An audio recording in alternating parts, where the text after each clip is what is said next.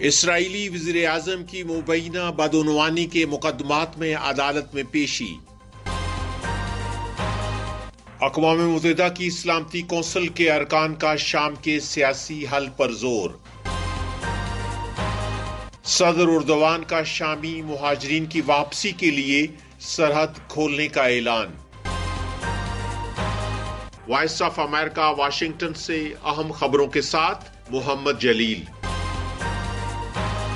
اسرائیل کے وزیر اعظم Benjamin Nitin Yahoo اپنے خلاف فراڈ، رشوت اور دھوکہ دہی کے مقدمات پر ہونے والی عدالتی سماعت میں پیش ہو گئے ہیں۔ منگل کو عدالت میں نیتن یاہو کی پیشی کے موقع پر عدالت کے باہر چند مظاہرین بھی موجود تھے جو غزہ میں یرغمالیوں کی رہائی کا مطالبہ کر رہے تھے۔ نیتن یاہو اسرائیل کی تاریخ کے پہلے وزیر اعظم ہیں جو فوجداری مقدمات میں عدالت میں پیش ہوئے ہیں۔ 7 اکتوبر 2023 کے حماس کے حملے کے بعد غزہ میں شروع ہونے والی جنگ کی وجہ سے نیتن یاہو کے خلاف کرپشن کے مقدمات میں سماعت ملتوی ہوتی رہی ہے، لیکن گزشتہ جمعرات کو ججز نے انہیں بیان ریکارڈ کرانے کے لیے طلب کر لیا تھا۔ عدالت کا کہنا ہے کہ رشوت ستانی، جعلسازی اور دھوکہ دہی کے مقدمات میں نیتن یاہو کو ہر ہفتے 3 مرتبہ اپنا بیان دینے کے لیے عدالت میں پیش ہونا ہوگا۔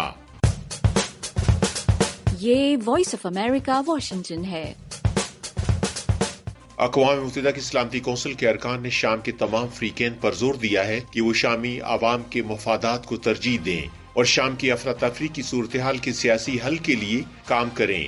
روس کی درخواست پر بلائے گئے سلامتی کونسل کے بند کمرے میں ہونے والے اجلاس میں شام کی صورتحال پر مشاورت ہوئی۔ بند کمرے میں ہونے والے اجلاس سے پہلے سلامتی کونسل کے رکن ممالک کے کئی سفارتکاروں نے میڈیا سے گفتگو میں شام کے بارے میں اپنے موقف کا اظہار کیا۔ اقوام متحدہ میں چین کے سفیر نے کہا کہ ہم صورتحال کا مستحکم دیکھنا چاہتے ہیں اور امید کرتے ہیں کہ جلد از جلد ایک جامع سیاسی عمل شروع کیا جائے گا۔ ادھر برطانیہ کے مستقل مندوب نے کہا کہ شام کے معاملے پر بہت زیادہ سفارتکاری ہو رہی ہے اور ان کے بقول اس میں سلامتی کونسل کے 5 مستقل رکن ممالک کو بھی شامل کرنے کی ضرورت ہے۔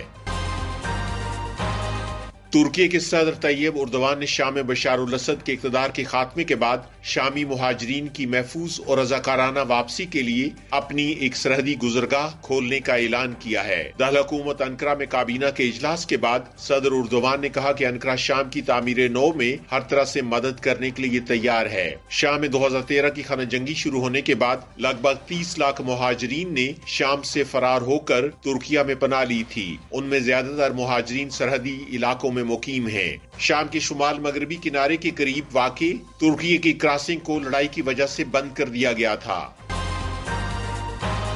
امریکہ کے وزیر خارجہ اینٹنی بلنکن نے خبردار کیا ہے کہ اسلامک اسٹیٹ شام میں دوبارہ اپنا اثر و رسوخ قائم کرنے کی کوشش کرے گی، لیکن انہوں نے کہا کہ امریکہ اسے روکنے کے لیے پرعزم ہے۔ بلنکن نے کہا کہ شامیوں کو اپنے مستقبل کا انتخاب کرنا ہے۔ انہوں نے مزید کہا کہ باغی رہنماؤں کی جانب سے جامع حکومت کے بارے میں بیانات خوش آئند ہیں، لیکن یہ اس وقت پتہ چلے گا جب وہ عملی طور پر کچھ کریں گے۔ شامی باغیوں نے تیزی سے پیش قدمی کرتے ہوئے اتوار کو دارالحکومت شام پر قبضہ کر لیا، جس کے بعد بشار الاسد اقتدار چھوڑ کر روس چلے گئے۔ اب خطے کے عرب ممالک سمیت کئی دیگر ممالک کو اس بارے میں تشویش ہے کہ بشار الاسد کی حکومت کے خاتمے کے بعد شام عدم و استحکام اور انتہا پسندی کا شکار نہ ہو جائے۔ جنوبی کوریا کی وزارت انصاف نے ملک میں مارشل لا لگانے کی ناکام کوشش کے بعد بغاوت اور دیگر الزامات کی تحقیقات کا سامنا کرنے والے صدر یون سک یول پر سفری پابندی عائد کر دی ہے۔ یون کی طرف سے گزشتہ ہفتے ملک میں مارشل لا لگانے کے اعلان کے بعد فوج کو طلب کرنے کے بعد ملک میں سیاسی بحران پیدا ہو گیا،